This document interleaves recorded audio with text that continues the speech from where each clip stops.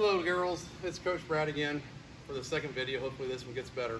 We're going to go over a few things that I saw that most of our girls that sent in video wise, I still have not received a lot of them, but the girls I have received, for the most part, everything was good. But we're going to talk about a few things that I'd like to see more of, and that is backside leg push.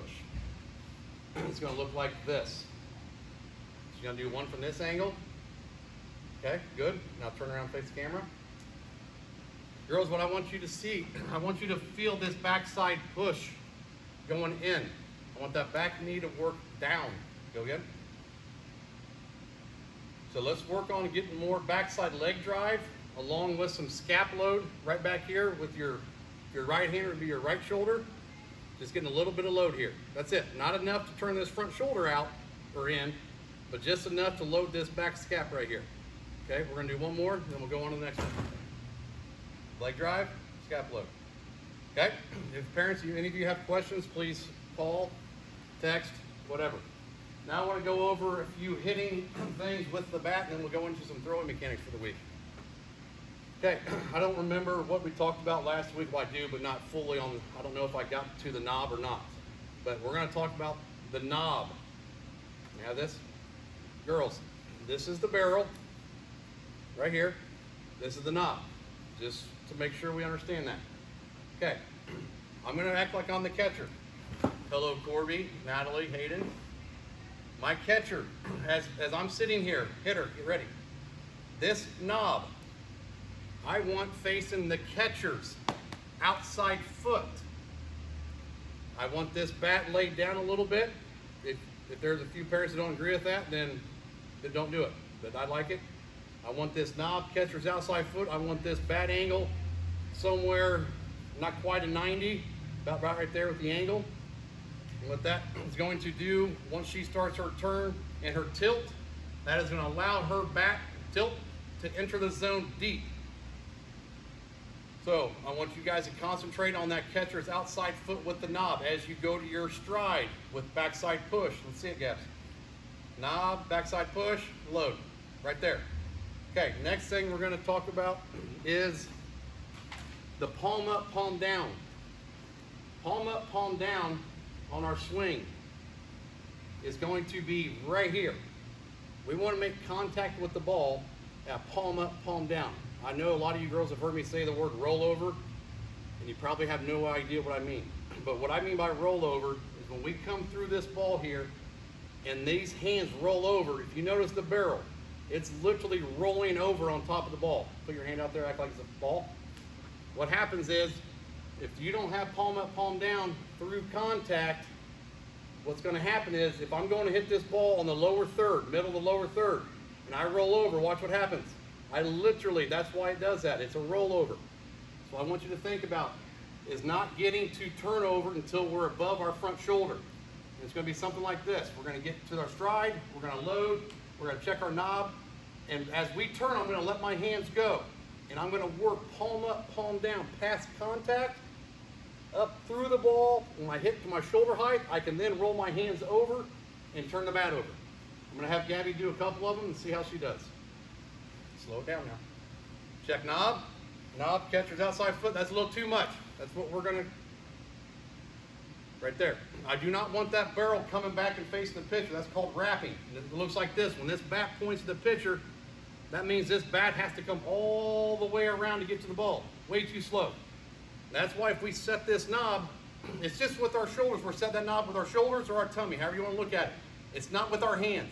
Because if we do set it with our hands, I'm just going to set it with this hand because this is what most girls do, or kids, sorry, is they take this hand, they shove it back. And watch what happens with this barrel when they shove this hand back. It goes straight there. You're never going to get to it. It might work for this year, but it will not work once we get to higher level ball girls. We have to set the knob with our tummy and our shoulder, not with our bottom hand. Remember, shoulders, hands, they work as one unit holding one bat. Therefore, why would this hand work by itself? It makes no sense. It's a shoulder turn and a tummy turn. Just a little bit, like that much, not much. Just enough as she's relaxed in the stance. That gives her a chance when she's, now when she goes to set, The knob's not quite to my outside foot yet, but when she goes to her stride and pulls her shoulders back, go. As you notice, she did not get her knob to my foot because her hands did not move. And that's one thing that she's struggling with right now, girls. This has to go back. All she got to do is that, literally move that much, and it sets that knob. We have to have upper body negative. We have to have motion and go back to go forward. I'm going to let Gabby try that one more time. There it is. Again, I'm okay with that wrap, not this wrap. Big difference. Okay? But we're not moving our hands in our load or our bottom arm in our load. We're literally taking our hands, leaving them behind us, and we're just turning our body back. Just a little bit to set that knob. That's all I'm trying to do. Now, if we set that knob too much, what happens is this front shoulder will turn this way. Now, in order for her to hit that ball, this shoulder has to rip open. And she's never going to hit this outside pitch, ladies. That's why this front shoulder needs to stay fairly closed at the most. Maybe there. That's it. We don't have to get here. That doesn't make any sense. Just right here. Keep that shoulder fairly straight to the pitcher. Doesn't have to be exactly straight. But we do not want to get here, because then if we go straight to tilt, now we're swinging at a ball coming from this angle here, ladies. Okay, that's why we have to keep our front shoulder pretty straight with the pitcher. That way when we go straight to tilt, here we're entering the zone immediately. But if we get too much shoulder turn, if we go straight to tilt, we're hitting a ball from a pitcher from second base, that, as a right-hander. So let's make sure our knob is to the catcher's outside foot. No bat wrap pointing to the pitcher. Setting our back scap and getting backside leg push. That is today's hitting touch-ups. Now I'm going to go into throwing mechanics. I really want you guys to concentrate on the palm up, palm down. Literally. As you go to turn, let your hands go. We'll hold the bat, palm up, palm down. As you get to the height of your front shoulder, I then want you to feel the turnover. We do not turn over before our hands get to the height of our front shoulder. All right, back to the throwing. All we need is a towel, girls. That's it. From here, on the videos that I've seen of the few girls that have sent me throwing videos, I appreciate it. But I have seen some dead front arms. I want this elbow to be live. I want it to have action. I don't want it to just be here and then we throw. Because what happens is if we don't have this push here, then all of a sudden our shoulders open up too soon and we're throwing from a push. It looks like that. I want this shoulder and this elbow to work down. When this elbow works down, watch what happens to this hand. It brings it up. And that's where we want to be. Ball backwards, towel backwards like you're knocking on a door. Pulling that front elbow to your side, which raises this back elbow, back shoulder, and everything comes up and across our body. Here we go. Just like that. So again, snap it out in front of you. I want the snap in front. Hear the snap in front. Good. Okay, so you guys know that. Now we're going to add a new one. We're just going to stay right here, get our feet a little outside our shoulders. And I want you to feel this tummy turn. So it's going to be right here. Making sure this elbow, gets to your target. Elbow to target. And then from here, she's just going to push on this back right leg of hers. Not back because it's parallel. And we're just going to work down and across our body. Go. Again, so they can see it. Shoulder, pull down. Again, ladies, we do not want parallel shoulders when we throw. If we have parallel shoulders when we throw, then we get this motion. We don't want that. We want this motion. Kind of like hitting. We want tipped. We want tipped shoulders. We do not want parallel shoulders when we throw. If we have parallel shoulders, it's going to look like this. Then we come across, and a couple of my girls, you know who you are, you look like this when you release the ball. I don't want that. I want it to be down. Shoulder plane, change it, work down across our body. Do one more time of that so you can see it. And then we're going to go into a couple, or actually just one fielding drill for the week. Ready? Shoulder, snap in front, pull down. Okay.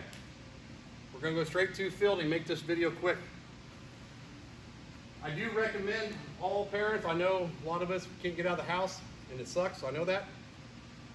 I picked this up for $9.95 at Walmart. I call it the baby glove practice. It's perfect for the girls, allowing them to know exactly where to catch the ball at. So we're going to go through some fielding drills. One, maybe two. Okay, we're going to talk about replacing the feet to get to a good squeeze. Okay, we're going to act like we fill the ground ball. Boom. Replace the feet and squeeze. I just want the squeeze, no throw. Go again. Filled, replace the feet. That's it. So when I say replace the feet, girls, literally I'm filling the ground ball here. And this foot's going to this foot. And I'm squeezing. Now one thing I saw with Gabby that I wanted to address real quick while I saw it. I do not want alligator hands, which is this. Which if you look at an alarm clock or a digital clock, one that rotates with hands, there's 12 o'clock, 6 o'clock. I do not want 12 o'clock, 6 o'clock, because then my elbows, if you notice, get trapped inside my body. I want 2 o'clock, 7 o'clock, and that way my elbows do not get, here's 12, 6, my elbows get stuck inside me. At 2, 7, my elbows work outside my body. So I'm gonna have Gabby do that again with a 2, 7 hand position with the foot replacement. And that will be all we're doing today. Squeeze, good, one more. 2, 7 hand, 2 o'clock, 7 o'clock. Replace the feet and squeeze. Girls, parents, if you have any questions, this week I want 300 up downs, 100 push-ups, and 200 sit-ups. Other than that, I miss you girls. Hope you get on the field real soon, and let me know if you have any questions. Say bye. Bye. Bye, ladies.